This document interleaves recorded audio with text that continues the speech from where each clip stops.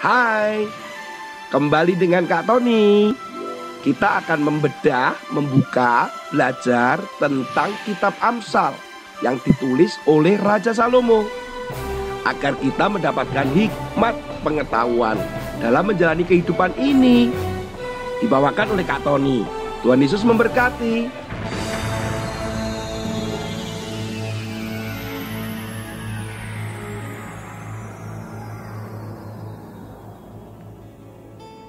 Hah? Apa? Ada orang yang menghina Tuhan, bahkan menantang Tuhan. Wah. Benar-benar keterlaluan. Ternyata memang benar. Ada orang-orang yang pernah menghina Tuhan, bahkan melawan Tuhan. Bahkan tercatat loh di dalam beberapa media, bahkan juga menjadi sebuah pelajaran untuk kita.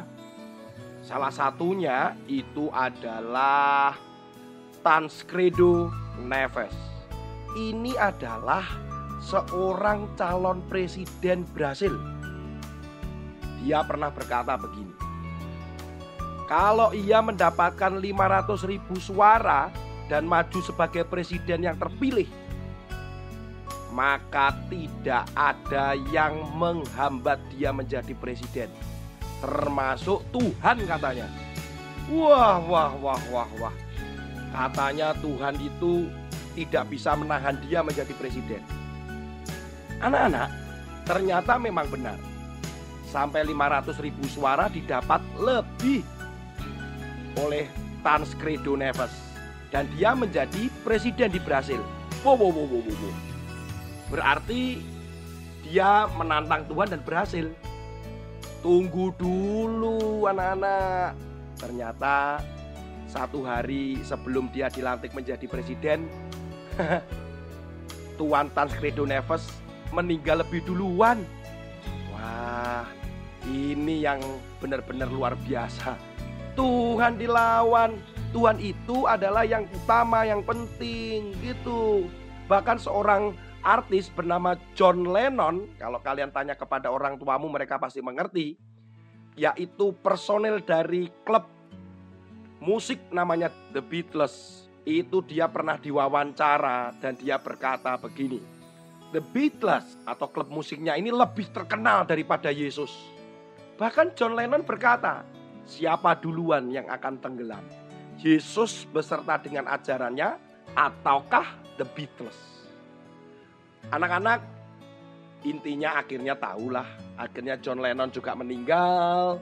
Kemudian The Beatles juga cuman tinggal sebuah cerita dan sejarah. Wah. Orang-orang ini pada berani ya menghina Tuhan, bahkan melawan Tuhan dan menganggap Tuhan itu tidak penting dan bukan hal yang utama.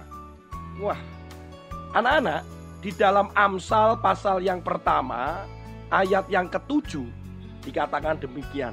Takut akan Tuhan adalah permulaan pengetahuan, tetapi orang bodoh menghina hikmat dan didikan.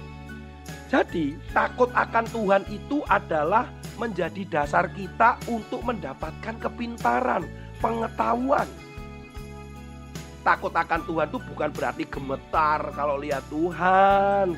Takut akan Tuhan itu artinya kagum, hormat, memuliakan nama Tuhan.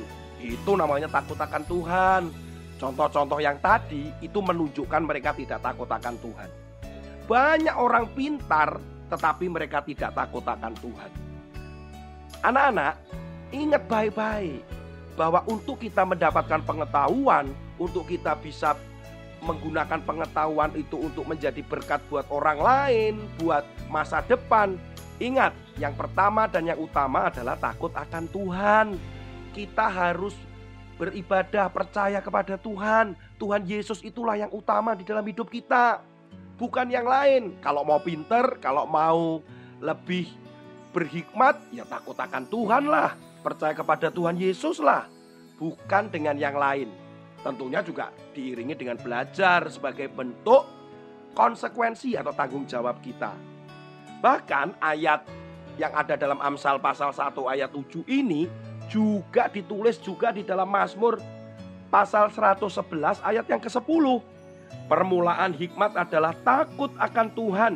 Semua orang yang melakukannya berakal budi yang baik. Puji-pujian kepadanya tetap untuk selamanya. Wah, Daud juga menulis. Ternyata tulisan Daud itu juga ditulis oleh Salomo, anaknya. Jadi mereka ini sudah belajar bahwa takut akan Tuhan itu adalah hal yang utama dan penting. Dulu waktu Kak Tony masih kecil, katanya supaya pintar, Kak Tony disuruh makan otak sapi. Otak sapi goreng. Wah, memang enak anak-anak.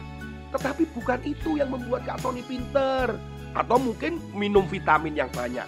Atau mungkin susu yang mengandung DHA. Itu memang penting. Tetapi anak-anak, takut akan Tuhan itu yang pertama dan yang utama. Kalian ingin berpengetahuan? Kalian ingin memiliki hikmat? Ayo, takut akan Tuhan dulu. Percaya dengan Tuhan Yesus. Setia. Dan bahkan kalian juga selalu membaca firman Tuhan. Gitu. Sampai jumpa lagi. Tuhan Yesus memberkati.